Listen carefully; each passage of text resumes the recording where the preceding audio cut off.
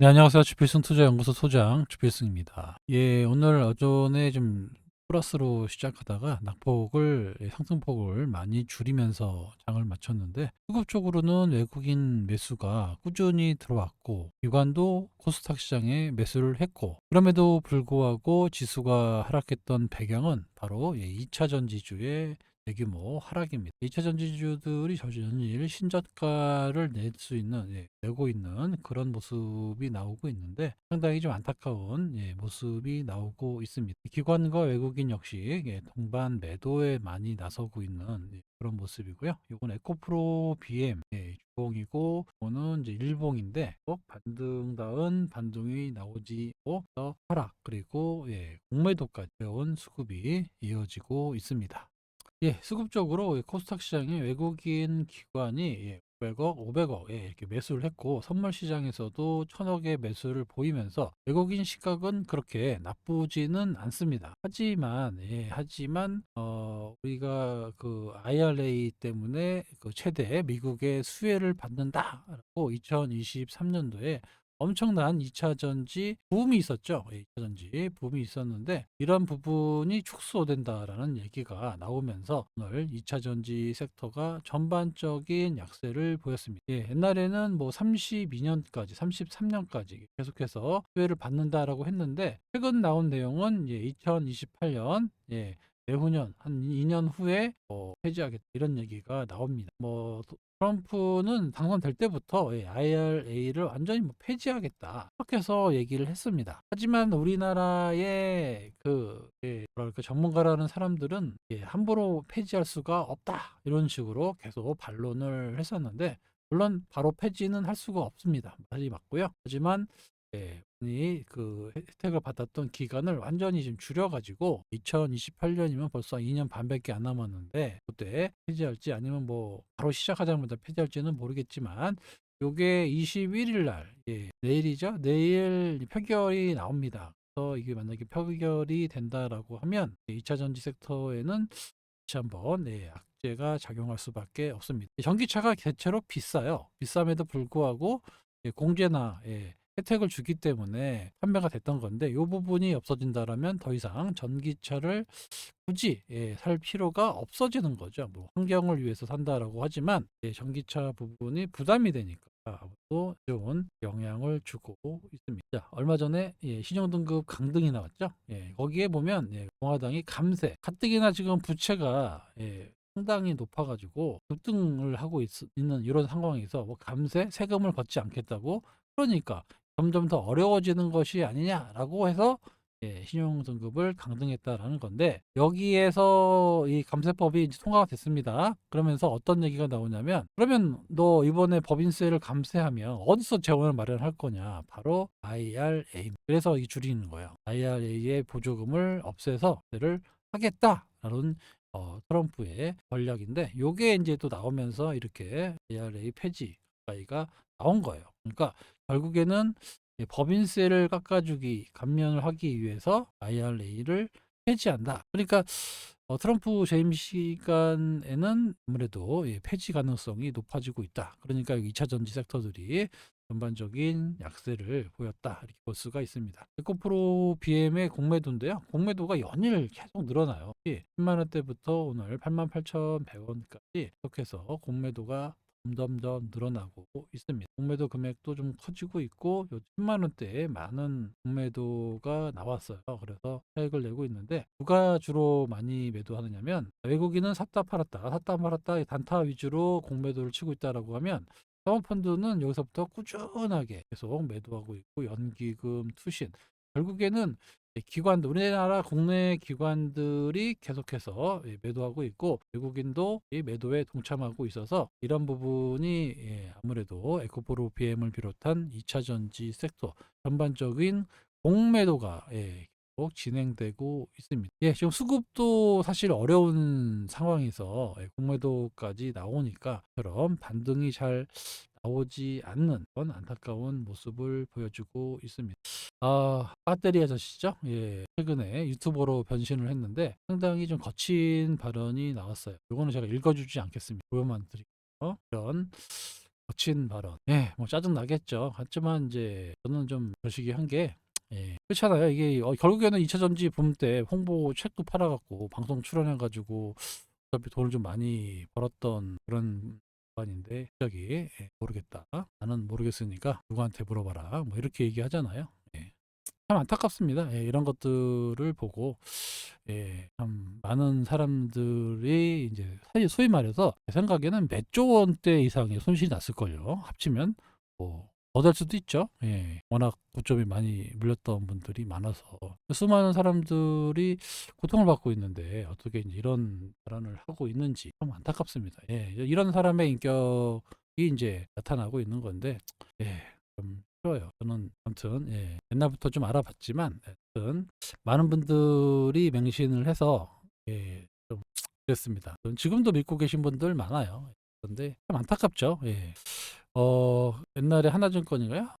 하나증권 맞나? 현수? 예, 애널이라고 있었잖아요. 엄청나게 욕을 먹고 요즘에 떠돌고 있어요, 다시. 그때 뭐 주식 관련된 그 모임에서 와가지고 출근하는 김현수를 잡아가지고 막 욕하고 그랬는데 결국에는 그 사람 말이 맞았잖아요. 그냥 전문가라고 애널리스트를 좀 믿어주는 게 어떻게 보면 주식시장에서는 어떤 기업을 평가할 때 좀 인정해 줘야 됩니다. 물론 그네들도 틀리지만 그래도 일반인보다는 나을 거 아닙니까 사실. 그래서 그런 분들을 저도 사실은 뭐 좀 열심히 뛰는 베스트 애널도 있어요. 그리고 그거를 똑같이 복붙하는 애널도 있습니다. 그래서 그 복붙한 애널들은 별로 안 좋아하지만 실질적으로 정말 공부하고 뛰어다니고 하는 애널들이 있습니다. 그런 친구들은 좀 좋게 보고 있어요. 가끔씩 항정에서 베스트 애널이라고 추천하는 사람들은 왜 베스트 애널이 되냐면 보통 기관 투자가들이죠. 기관 투자가들이 얘네들이 매니저들이 어떻게 그 운영을 하는지 여러분들이 좀 알면 왜 베스트 애널이 좋은 사람들인지 알게 됩니다. 왜냐하면 기관 투자가들은 사실 좀 공부한다라고 하지만 그렇게 공부하지 않아요. 이렇게 세미나 형식으로 이게 많은 세미나에 참석을 해서 모아놓고 여기서 애널을 부릅니다. 그러면 여기 설명을 해요. 어떤 업종별로 이렇게 부르겠죠. 근데 그 중에서도 좀 합리적으로 성장성 있는 주식을 개발하는 친구들이 있어요. 이런 친구들이 바로 베스트 애널이 됩니다. 왜냐하면 기관들이 사서 수익을 크게 냈거나 반대로 업하기 상당히 어렵다라고 하면 공매도를 치겠죠. 그래서 자기 수익에 기여한 애널들을 주로 투표를 뽑으니까 베스트 애널로 뽑습니다. 그러니까 이 베스트 애널들은 상당히 공부를 좀 하고 업종을 좀 이해하고 이런 친구들이 많아요. 그래서 그런 친구들이 하는 얘기는 그래도 좀 주목해야 됩니다. 그죠? 근데 지금은 이제 2차 전지에 대해서 별로 얘기하는 사람이 없어요. 참 안타까운 그런 한국 증시의 민낯을 보고 코스닥의 종합지수 주봉입니다. 요때가 2023년 초부터 여름까지 요때에 좀 종합지수가 많이 올라갈 때 요때 2차 전지가 거의 10배 이상씩 급등하던 그런 시절입니다. 여기서 요만큼 장봉도 좀 많이 나왔고 오랫동안 저기 금리 인상 때문에 힘들었다가 V자 반등이 나올 때 그런 테마주 또 당시에 주도주였죠. 주도주가 많이 올랐던 시절이었고 그 이후로는 그렇게 섹터가 그렇게 주도할 만한 섹터가 나오지는 않고 있는 것 같아요. 일부 바이오가 좀 나오긴 했지만 시장을 주도해서 올라가는 그런 모습은 나오고 있지 않았는데 최근 들어서 두산 에너빌리티 원전 관련주 가스터빈 관련주 저도 두산 에너빌리티를 작년 12월 달 전에 샀었죠. 11월 달 정도 샀다가 요때인가 요때 샀을 거예요. 그리고 갑자기 계엄령 터져가지고 급락 나올 때 좀 리스크 관리 차원에서 매도했던 그런 기억이 있는데 하여튼 뭐 두산 에너빌리티는 제가 요때도 뭐라고 말씀드렸냐면 자녀들 돈 있으면 자녀들한테는 두산 에너빌리티를 매수해라. 제가 봤을 때는 2033년에서 35년 정도 되면 두산 에너빌리티는 SMR 소형 원자로 이쪽에서 정말 부각될 수밖에 없다.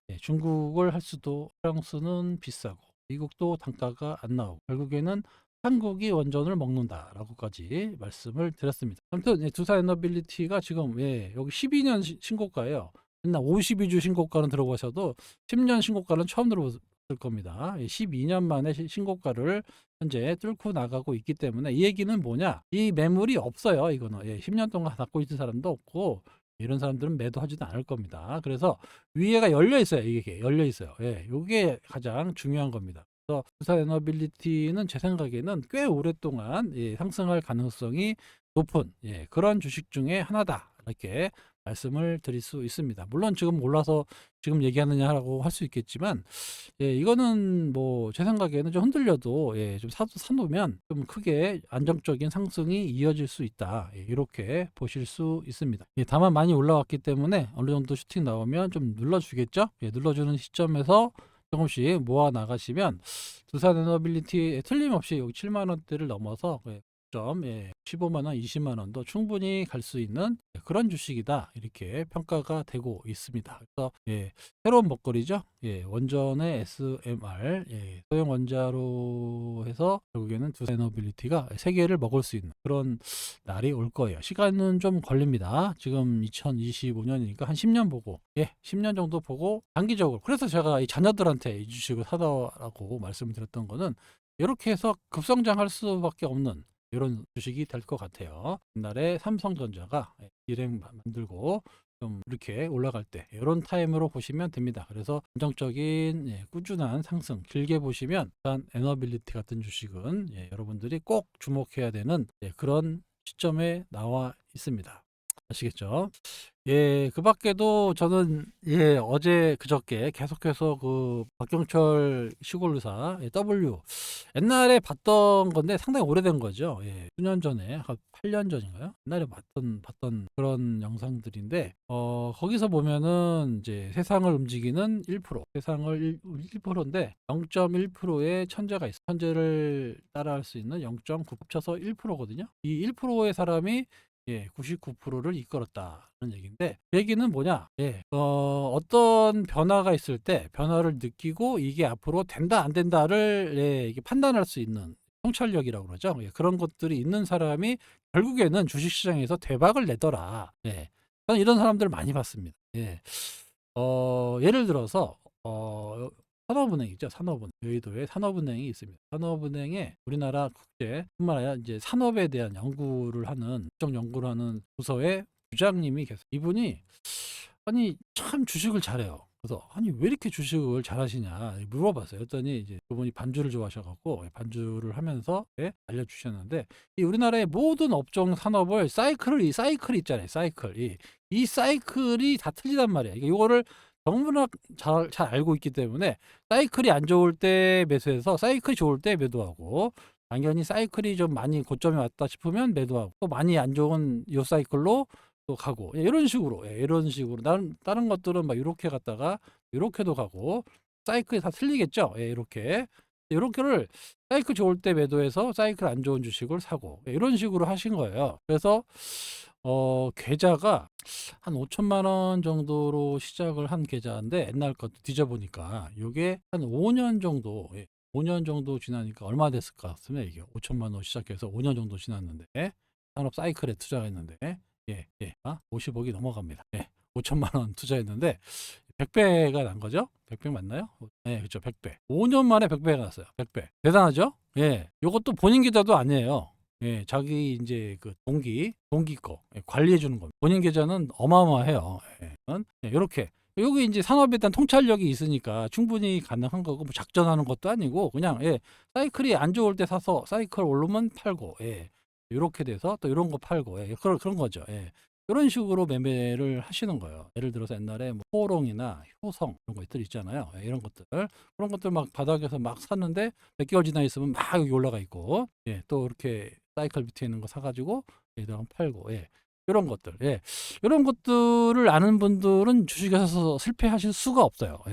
그리고 뭐 단타 치는 것도 아니고 매매해봐야 뭐 1년에 뭐 10,000원만 5번 어쩔 때는 한 2번 할 때도 있습니다. 그런데 자산은 불같이 늘어나요. 제가 왜 이렇게 장황하게 말씀을 드렸냐면 여러분들이 주식으로 돈을 막 진짜 막 2배, 3배, 10배, 10배거 먹고 싶다라고 하지만 사실 노력을 하지 않는단 말이에요. 이렇게 이런 사람들 말만 듣고 그냥 얼마 포스코가 300만 원 간다, 에코프로가 500만 원 간다, 뭐 이런 거 이런 거만 듣고 야 가나보다 질러가지고 되니까 이게 그런 현상이 나타나는 건데 사실은 그런 것보다 좀 0.1%가 되지 못하단 말이에요. 누구나 0.1%가 될 수가 없는 천재가 아니니까. 하지만 이 0.9%의 사람은 항상 그 연구를 하고 책을 읽고 뭐 영상을 보고 노력을 해서 결국에는 이 말이 내가 봤을 때는 될 것 같다. 될 것 같다. 예. 그래서 이거를 살살살살살살 이렇게 매집하는 분들이 있어요. 그런 분들이 결국에는 크게 단타 쳐가지고 한 30% 먹으면 야 좋다고 팔리는 게 아니라 그냥 이렇게 막 먹으면 막 50배, 여러분들이 좋아하는 10배 이런 정도 100배도 먹고 이런 사람들이 많았어요. 저는 이런 경험을 많이 해봤습니다. 그래서 제가 자신 있게 말씀드리지만 주식으로 단타 쳐가지고 수익을 났다라는 사람은 정말 대단한 사람. 아까 말씀드렸던 대한민국 1%입니다. 본인이 1%라고 생각하면 이렇게 하셔도 돼요. 근데 이렇게 확률은 거의 없다고 보시면 되겠죠. 그러니까 이 1% 확률이 안 되는 거에 막 왔다 갔다 하실 필요가 없다라는 겁니다.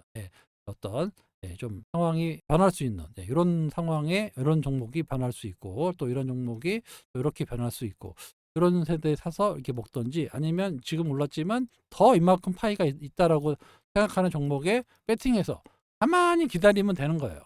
그런 것들을 하실 줄 알아야 돈을 번다. 이렇게 제가 자신 있게 말씀드릴 수 있습니다. 그래서 사실 저는 잘 모르시겠지만 이렇게 꾸준히 수익을 냈던 사람이에요. 내고 있는 사람이고 그래서 절대 뭐 물론 중간중간에 단기 매매도 하고 있지만 제 나름대로의 그 시나리오가 있습니다. 그 시나리오대로 주식을 사서 시나리오가 좀 안 된다 싶으면 뭐 손실 나도 자르고 또 괜찮다 싶으면 흔들려도 갖고 있고 그런 거죠. 그래서 결국에는 수익을 좀 달성해서 팔고 그리고 또 이제 이렇게 이런 시나리오에 있는 종목들을 사서 또 가지고 있고 아니면 뭐 이런 시나리오도 사는 거죠. 더 갈 것 같으면 사서 흔들겠죠. 하지만 수익을 내고 나오는 이런 전략을 하는데 우리나라 시장에서 장투는 어렵다, 안 된다라고 하시는 분들의 대부분이 뭐냐? 이렇게 흔들어 버리면 아유, 그거 봐. 이거 팔고 또 딴 데 가면 또 흔들면 또 팔고 10% 먹으면 좋아하고 이런 거 하다 보면 10년이든 20년 지나도 내 계좌는 마이너스가 되는 거예요. 되게 간단한 논리지만 이걸 이해하시는 분이 결국에는 주식시장에서 돈을 번다. 이렇게 말씀드릴 수 있고 자 그래서 오늘도 수성방 어제도 말씀드렸죠. 이 박경철 의사가 얘기하는 W, 이 W 시대를 앞서가는 이 W는 과연 무엇이 있을까라고 늘 저는 고민하고 있지만 제가 봤을 때는 이제 하반기에 이 W가 될 수 있는 대변혁의 시기가 온다. 여기서는 말씀 못 드리겠지만 아무튼 있습니다. 그래서 이 대변혁의 시간에 지금부터 이렇게 잡아 나간다라면 틀림없이 이렇게 큰 열매를 따먹을 수가 있지 않을까라고 조심스럽게 보고 있습니다. 근데 제 생각에 맞다라고 하면 생각보다 큰 슈팅이 나올 가능성이 높습니다. 왜냐하면 정말 시대적 큰 변화가 우리나라에 나타날 수밖에 없는 그런 구조에 놓여져 있는 초입입니다. 그래서 아마 좀 정말 하반기로 가면 갈수록 정말 큰 여러분들이 상상할 수 없는 정도의 큰 변혁이 나타나면서 그것도 주식시장에 반영이 될 거고 그런 주식시장에서 그와 관련된 종목을 갖고 있는 사람만이 결국에는 큰 수익을 가져갈 수 있습니다. 10% 20% 먹고 파는 사람들은 거기서 먹고 끝나겠지만 결국에는 몇 배, 3배, 4배, 5배, 10배 이렇게 먹을 수 있는 그런 시기가 오고 있다라는 겁니다. 재밌죠? 그런 시기를 여러분들이 경험 안 해봐서 그런데 정말 좋은 시기가 앞으로 우리나라에 많이 올 거예요. 주식시장도 그렇고 이래도 되나 싶을 정도의 상승이 나오는 장세가 곧 도래합니다. 아시겠죠? 제가 W는 아닌데 아무튼 제 생각에는 그런 여러 가지 정황들이 포착이 돼서 한번 크게 나오지 않을까 이렇게 기대하고 있습니다. 그래서 지금 뭐 수익이 안 났다, 뭐 빠졌다, 2차 전지 때문에 머리 아프다, 뭐 이런 것들 많이 있을 수 있어요. 하지만 그런 시장을 뛰어넘는 정말 좋은 환경의 시장이 곧 도래하고 있다라는 거, 요거를 여러분들이 좀 인식하시고 이 어려운 2차 전지 시장에서 벗어날 수 있는 그런 시간이 됐으면 좋겠습니다. 2차 전지는 당장 돌아서기는 어렵습니다. 캐즘은 말이 좋아서 캐즘이지 예, 중국하고 게임이 안 돼요. 우리 TSMC인가요? 대만의 TSMC하고 삼성전자하고 게임이 안 되잖아요. 지금 삼성전자 주식을 안 산단 말이에요. 마찬가지로 중국의 CATL하고 우리나라의 뭐 배터리 회사하고 게임이 안 돼요. 지금 홍콩에 상장돼가지고 오늘도 12% 올랐는데 비교가 안 될 정도로 거기는 고성장을 하고 있는데 우리는 계속 캐즘이라고 얘기하고 있잖아요. 예, 그래서 한동안은 지금도 많이 싼데 한동안은 좀 이슈가 없고 거기다 공매도 애들까지 있어가지고 참 안타까운 시간이 지나지 않을까 참 고민되는 그런 상황입니다. 그래서 뭐 금리 인하라든가 뭐 파격적인 나와야 시장의 유동성이 나오면서 좀 바닥권 탈피가 나올 수 있을 건데 당장은 그런 기미는 보여주고 있지 않아서 참 안타까워요. 네, 하지만 하반기에는 전체적으로 시장이 나쁘지는 않거든요. 근데 이제 업종별로 차별화가 될지 그거는 잘 모르겠어요. 그래서 워낙 그 외국인 기관이 2차 전지에 그냥 거의 몰빵하듯이 공매도를 치고 있어갖고 그런 점 때문에 시장에 좀 수급이 나와도 업황이 좀 달리 움직일 수도 있어서 그 점이 좀 걱정이 되기는 합니다. 나는 아무튼 지금보다는 좀 좋은 시장이 올 가능성이 점점 가지고 있습니다. 참 안타깝죠. 예, 아무튼 너무 걱정하지 마시고요. 예, 그거를 좀 상쇄할 수 있는 그런 섹터나 종목 그리고 어떤 시장의 분위기가 조성된다라고 보면 뭐 바이오가 됐든 어떤 종목이 됐든 하나씩 하나씩 수익 청산하면서 좋은 풍경이 도래한다라고 말씀을 드리면서 오늘 영상 여기서 마치도록 하겠습니다. 지금까지 유필승이었습니다. 감사합니다.